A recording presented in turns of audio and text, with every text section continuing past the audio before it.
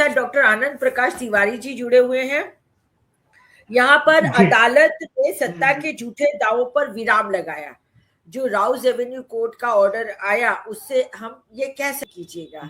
जाहिर सी बात है कि कल न्यायपालिका ने एक बड़ा फैसला दिया और इतने लंबे वो प्रक्रिया के बाद एक विराम तो लगाया है, लेकिन ये विराम तो चलता रहेगा। वो जानते हैं कि इस केस में कोई दम नहीं है, उसके बावजूद भी खींच के लगा था। और कोर्ट तो इसीलिए होता है चीजें की अपना प्रक्रिया को आप लिंगरान कीजिए, लेकिन इसके माध्यम से कांग्रेस को जो जिंदा हो सकती थी, कांग्रेस सड़क पर उतर सकती थी, कांग्रेस अपने संगठन का विस्तार कर सकती थी, वो चीजें देखने को नहीं मिला है। आज पूरा देशव्यापी इनका प्रदर्शन था ये भाजपा कार्यालयों पर, लेकिन जिस तरीके की चीज होनी चाहिए थी वैसा नहीं दिखाई पड़ा। हमारे बनारस में भी मात्र 20-22 लोगों की गिरफ्तारी हुई है इतने बड़े मोबिलाइजेशन के बाद, और इतनी फोर्स लगाई गई है, चारों तरफ लग रहा था जैसे कितना बड़ा तूफान आ जाए।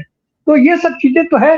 कांग्रेस को अपने आप को, जब तक कांग्रेस राष्ट्रीय पार्टी है और अगर देशव्यापी कोई आंदोलन करता है तो इसका देशव्यापी आधार है, उस हिसाब से इसके नीचे तैयारी नहीं हो पा रही है। और जब तक कांग्रेस नहीं मजबूत होगी तब तक अपोजिशन मजबूत नहीं हो पाएगा, और तब तक भारतीय जनता पार्टी को सही मायने में चुनौती नहीं मिल पाएगी। भारतीय जनता पार्टी डूब रही है तो अपने कुकर्मों से डूब रही है, अपने कृत्यों से डूब रही है। अभी जैसे कल हो रहा है कि एस्टन फाइल की बात है और इतनी चीजें हैं, लेकिन उसको लेकर के उनके खिलाफ वो माहौल नहीं बन पा रहा है। या यूं कहे कि उन्होंने अपने मीडिया को जिस तरीके से कब्जा कर रखा है, आतंक का ये सत्ता के आतंक से ये सबको आतंकित कर रखे हैं, उसके चलते अभी वो जो जनता के बीच आक्रोश है उनके खिलाफ वो नहीं आ पा रहा है। जनता के खिलाफ आक्रोश के ही चलते हम क्या जितना कहें कि उनको वोट नहीं मिलता, लेकिन सरकार तो उनकी बन रही है। तो ऐसी हालत में यह जरूरी है कि कोर्ट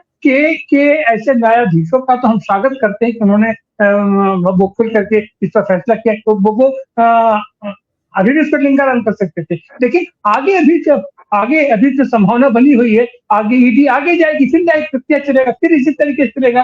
तो लेकिन इतना तो है कि फिलहाल ये जो निर्णय आया है वो निर्णय दूध का दूध पानी का पानी कर दिया है कि नेशनल हेराल्ड जैसे अखबार को सही मायने में तो उसको पोषित करके सिंचित करके आगे बढ़ाना चाहिए था।